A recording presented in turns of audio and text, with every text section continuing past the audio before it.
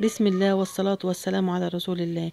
هنعمل النهاردة من الحلاوة اللي زهدوا فيها عندي وما أكلوهاش، أتركها بقى في التلاجة لما تخرب أو تقدم. لا والله، هقلبها لهم بشكل تاني. ويجب على كل واحدة تعمل كده. أي أكل مركون عندك اقلبيه في شيء تاني، شكلي منه تشكيلات تانية، ما تسيبوهوش. هنبدأ مع بعض، هنضيف له مكون واحد فقط. يعني الحلاوة دي هحط لكم الرابط بتاعها، انا عملتها في القناة قبل كده. هنضيف لها بس بيض فقط، بيض فقط وبيكنج باودر فقط، وهنحولها لأحلى كوكيز معانا. أرجو إنك ما تنسونيش في اللايك والمشاركة مع أصحابكم وتفعيل جرس الكل عشان يوصلكم كل جديد لنا.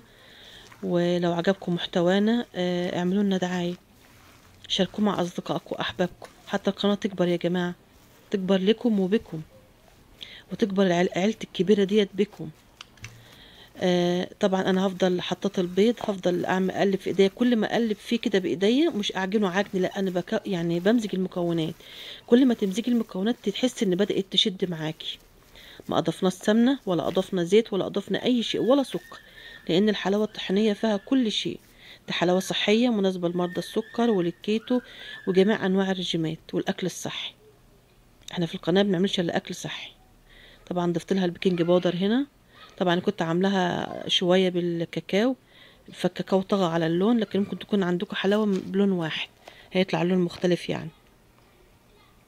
هبدأ اكورها، بتبقى سهله معايا جدا وطبقه، وحتى نطره السمنه اللي فيها، الزيت اللي فيها نطراه، يعني حتى وانا بضغط عليها بتنطر الزيت اللي فيه. شايفين معايا؟ ممكن نحطها على ورقه، قصدي زبده. ممكن تبقى صينيه عادي، لان هي اصلا بتنزل السمنه اللي فيها فمش هتلزق باذن الله. يعني نشكلها باي تشكيل عندك، اي تشكيل، اي اداه تشكيل عندك للبسكوت، دواير، صوابع، زي ما انت عايزه. انا هعملها كده دواير زي الكوكيز العادي. وممكن لو عندك شوكولاته كمان هيرشي ممكن تضيفيها. طبعا هي فيها عن الجمل. هنحاول نظبط الحروف واحنا بنحطها وننظمها. وعندي آلات البسكوت اللي هوريها لكم دلوقتي هنعملها بيه. نعمل كام حبه كده، سهلة جدا. بتكوري وتضغطي بصوابعك وتظبطي الحروف. خلاص شوفوا ديت بالآلة اللي هوريها لكم دلوقتي، بتضغطي على البسكوتة بتطلع لك بالشكل ده إذا حب. الآلة دي جميلة وفيها أشكال كتيرة ورخيصة جدا. فيها 4 أشكال كمان، وأنا عملت لكم في القناة قبل كده بها بسكوتات كتير. طبعا هنخبزهم في فرن 180 في الرف الأوسط. ما بياخدش 10 دقايق. أول ما تحس إن بدأ لونه يتحمر من تحت خلاص. البسكوتات ما بتاخدش وقت، يعني تابعيه ما تسيبوش في الفرن. هبدأ اشيل الحروف وانظمه. شايفين نطر السمنة اللي فيه ازاي، الزيت اللي فيه. ما اضفناش اي شيء غير البيض والبيكنج باودر. ننظم الحروف ونبدأ نرص في الصينية لغاية ما نكمل المقدار اللي عندنا. تابعوني في القناة، هعمل وصفات كتيرة جدا جميلة لأصحاب الأمراض، للأطفال اللي عايزين نربيهم بمكونات صحية ويطلع صحتهم حلوة وما يصابوش بالأمراض. بلاش يا جماعة الدقيق، بلاش الدقيق الأبيض، ده أصبح أحد السموم التلاتة، السكر والدقيق والملح.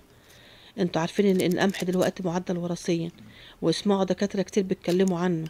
لازم نعمل بسكوتات يعني لا من الشوفان، لا من الشعير، لا من انواع كتيرة. تابعوني في القناة، انا هعمل بسكوتات بانواع من الدقيق مختلفة. وده بسكوت وطعمه جميل، واللي كلوا يفكروا ان بالقمح، يعني فكروا لي بالقمح، ما عرفوش ان دي الحلاوة اللي كانوا رافضين ياكلوها، زهدوا فيها. يعني كنت عاملة كمية. فمش لازم القمح على طول وندمر صحة أولادنا. القمح ده بينزل عامل زي الصمغ في البطن، بيحلق الخملات بتاعة الأمعاء اللي هي مسؤولة عن الامتصاص. بيؤدي كمان إن الطفل ياخد الأدوية والفيتامينات ما تمتصش بالكامل، والغذاء ما يمتصش بالكامل، ندخل في دوامة من الأمراض. كده خبزناه في الفرن، طالع جميل ازاي، وريحته وطعمه. جربوه بنفسكم واحكموا.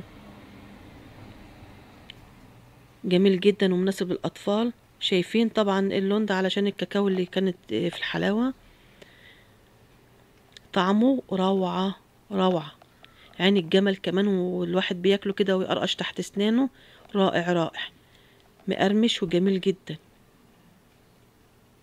يا رب تعجبكم وصفتي، وما تنسوا اللايك يا جماعة، مش هقول لكم تاني، فضلا وليس امرا.